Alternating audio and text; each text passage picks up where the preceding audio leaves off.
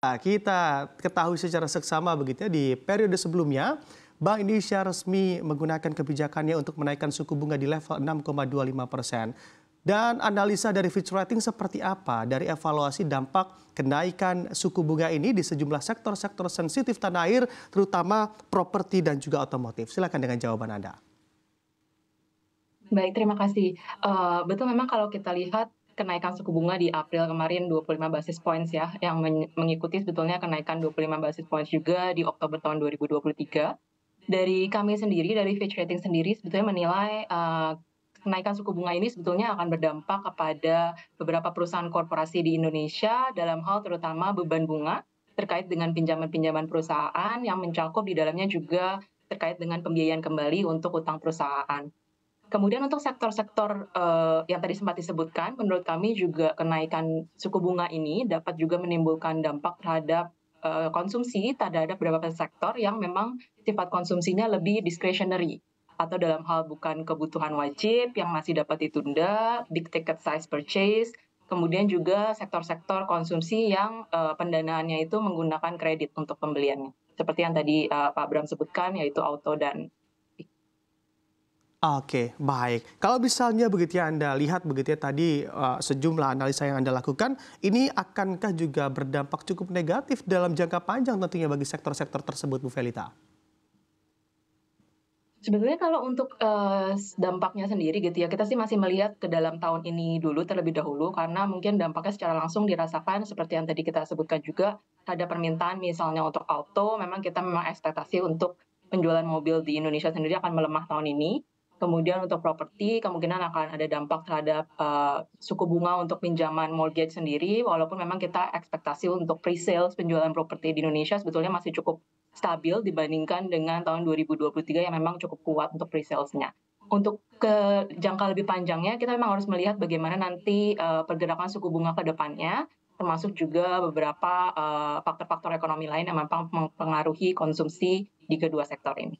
Oke, nah ini menarik Anda kita bicara terkait pergerakan terkait tingkat suku bunga baik The Fed dan juga Bank Indonesia. Bagaimana ekspektasi yang juga diharapkan oleh Fitch Ratings terkait kenaikan suku bunga ataupun suku bunga yang akan dipangkas baik dari The Fed maupun di Bank Indonesia?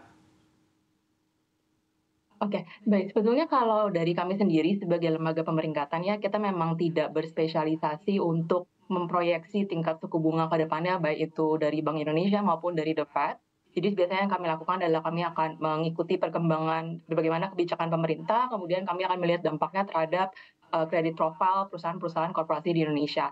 Nah, kalau yang kita lihat tadi sudah sempat naik di Oktober, bunganya kemudian naik lagi di April, memang kami merasa ini menjadi salah satu resiko untuk korporasi-korporasi di Indonesia, baik dalam sisi beban bunga maupun dalam sisi pembiayaan kembali. Nah, kalau kita lihat memang, lebih mudahnya dalam pendanaan bank misalnya, memang ekspektasinya untuk bunga biasanya akan bergerak searah dengan, suku bunga acuan ya pergerakannya.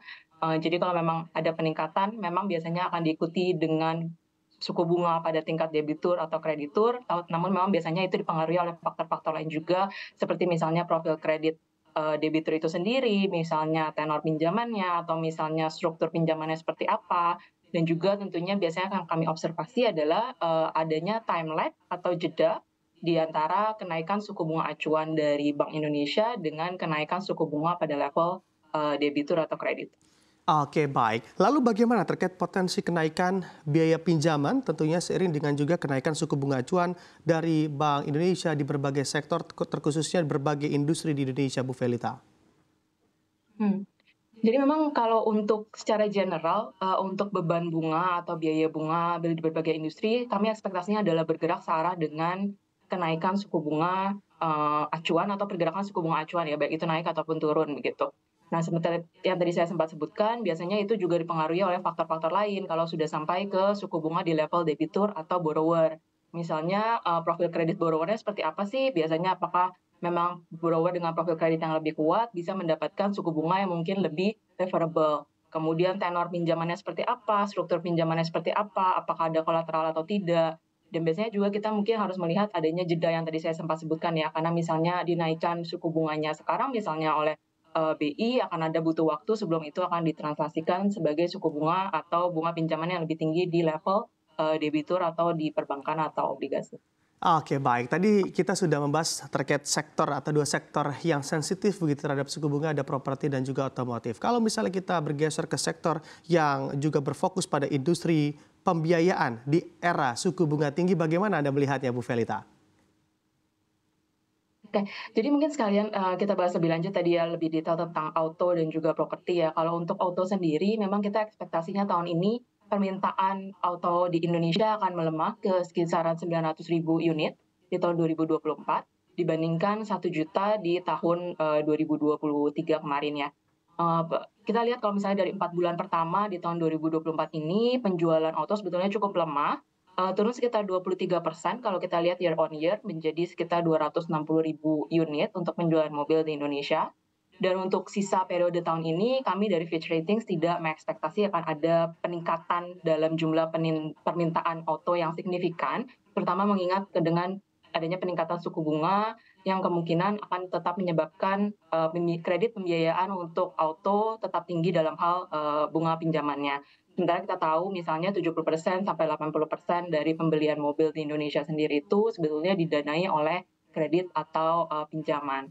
Nah, kemudian kalau misalnya tadi kita bahas juga tentang properti ya, untuk presale sendiri saya sempat sebutkan untuk tahun ini sebetulnya kita melihatnya masih cukup stabil, didukung oleh pertumbuhan ekonomi secara general. Setelah kita lihat memang di tahun 2023 presale atau penjualan developer-developer properti itu memang cukup kuat.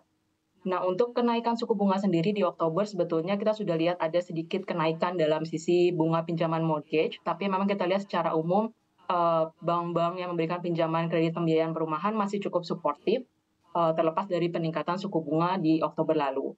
Nah, tapi kita harus lihat lagi, ada resikonya adalah apakah kenaikan bunga di bulan April kemarin ini akan berlanjut ditransaksikan menjadi suku bunga yang lebih tinggi untuk kredit pembiayaan dan apakah appetite untuk bank-bank domestik yang memberikan kredit pinjaman perumahan ini juga akan tetap sama atau akan melemah. Nah, itu yang menjadi resiko terhadap pertumbuhan permintaan properti untuk tahun ini.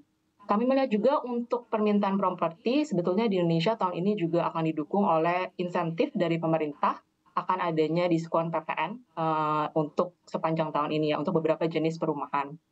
Nah, untuk sektor-sektor lain, untuk sektor pembiayaan sebetulnya karena saya coverage-nya memang khusus untuk korporasi, mungkin dari sektor pembiayaan kita biasa melihatnya bagaimana sih dampaknya terhadap sektor koperasi seperti akses pembiayaan untuk auto dan properti yang tadi sempat saya sebut.